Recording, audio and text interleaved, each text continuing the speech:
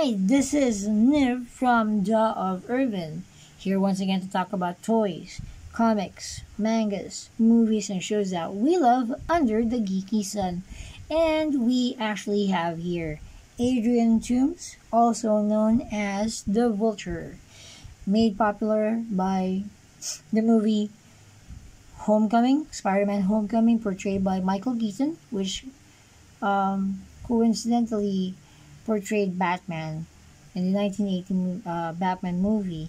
And I think that's around 2011, 12, 13, I don't know. But he also played Birdman, which was actually a fun Easter egg for the Batman movie, which eventually became, a significant role because he eventually became the Vulture. I don't have the MCU version of the Vulture. Honestly speaking, I really would like to get that, but it came with one of the worst. Come at me, bro. One of the worst Spider-Man movie figure. Again, Ben here, or Andy here, looks fine as fluff. He looks good. Even Toby on the back here, he looks great. But that particular figure, nah, not gonna get that. I hate that. I mean, okay, fine. He looks great in terms of sculpt. But the way they made his proportion, oh my god, it's the worst. Again, and again. I hate big heads, small body figure. Like, I mean, look at that. Look at this particular guy. He looks good. Look at Vulture, even at his old age, he looks fine. Look at the other figures that I've been reviewing. They look good. I think Shocker has a big head, but it's not too obvious. Same with Morbius, but he was actually shouting, so it's not too obvious. But man, oh man, the Tom Holland Spider-Man figure, it reeks.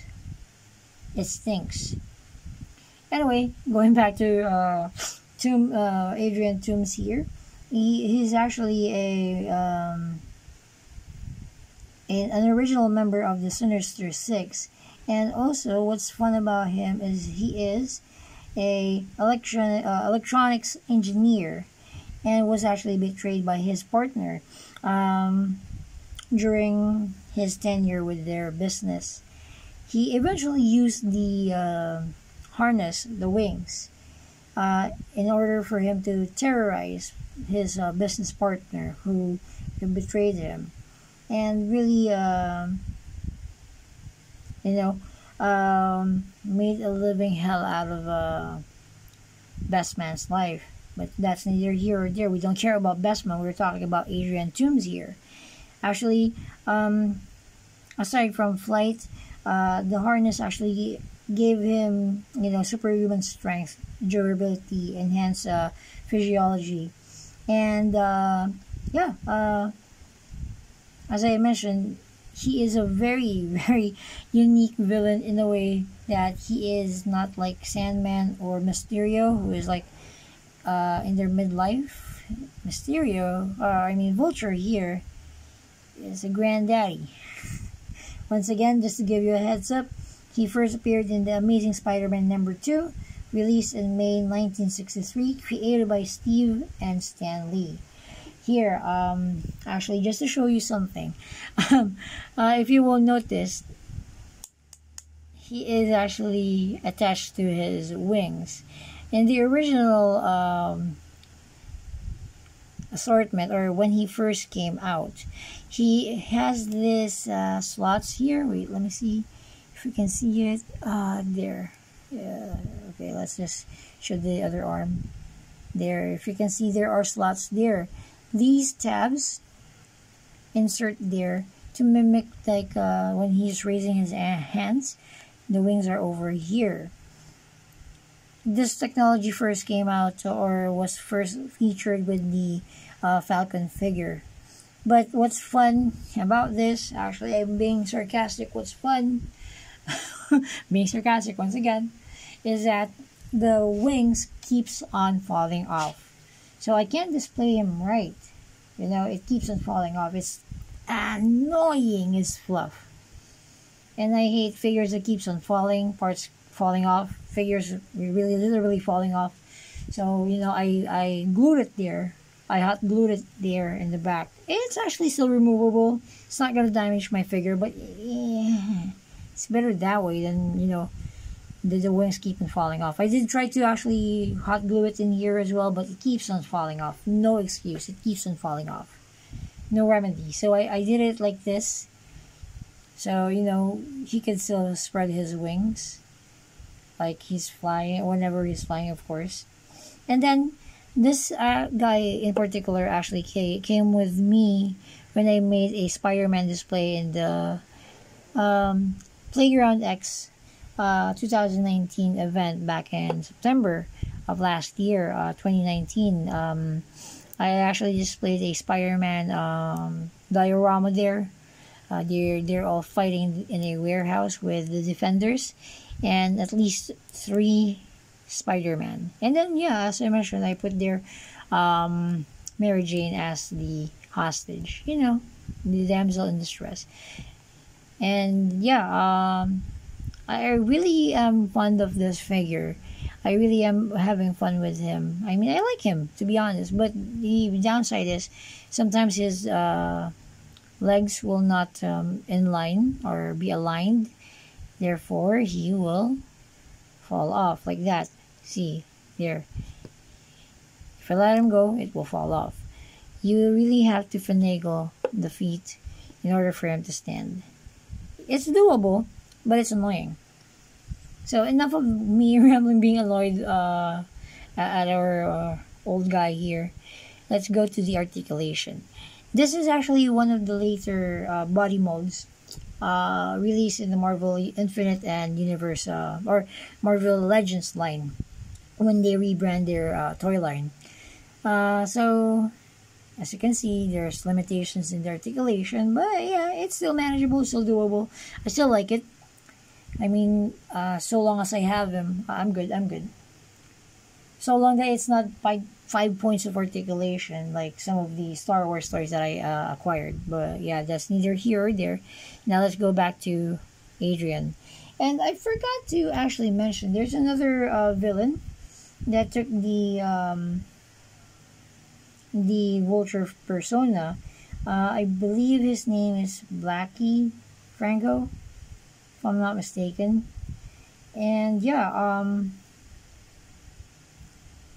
but the one that really sticks is this guy, Adrian Toomes. Let me see here. Well, there are others who took the mantle of vultures, namely Hugh Bradley, a Mojave Indian of the Vulture tribe, who worked for the Nazis and fought Captain America and Bucky. Otakar Merzel is a Nazi scientist. And then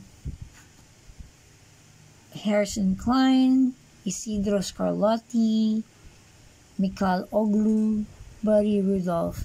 Actually, most of these names are not really, you know, are not really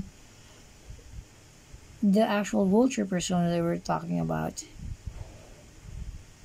And also,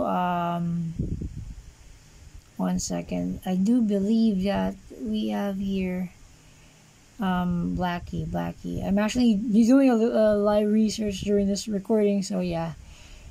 Where is it? Bah. Anyway, enough of that.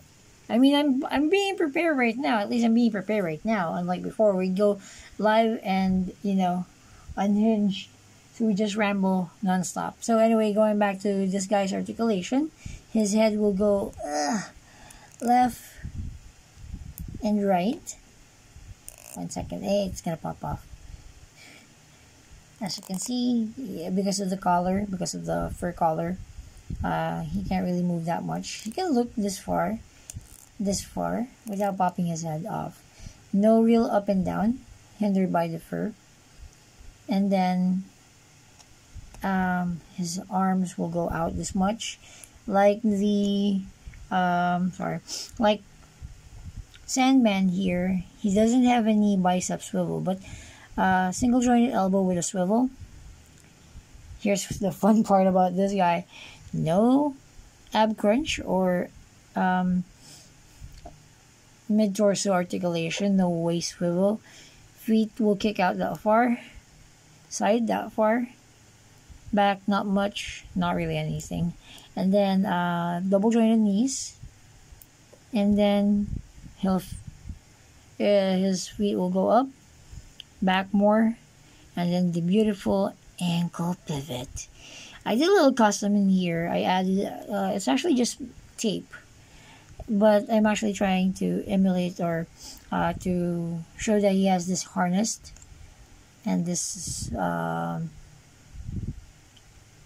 like boot type armor, and just painted it green, to be honest with you. So that's our review with Vulture. So what do you think about the figure? Is it a nay or an okay or yay? So sound off in the comments below. Please like, share, and subscribe to the channel. You can also visit The of Urban via Facebook. And also, please, guys, let me know what you think about the review. Voice out in the comments below. Tell me what you think about my way of presenting stuff. Any comments, suggestions, violent reactions, volcanic eruptions, please know. But yeah, there we go. Once again, I really do enjoy hanging out with you. I hope to see you soon. Thanks for your time. Have a great day. Bye. Stay safe.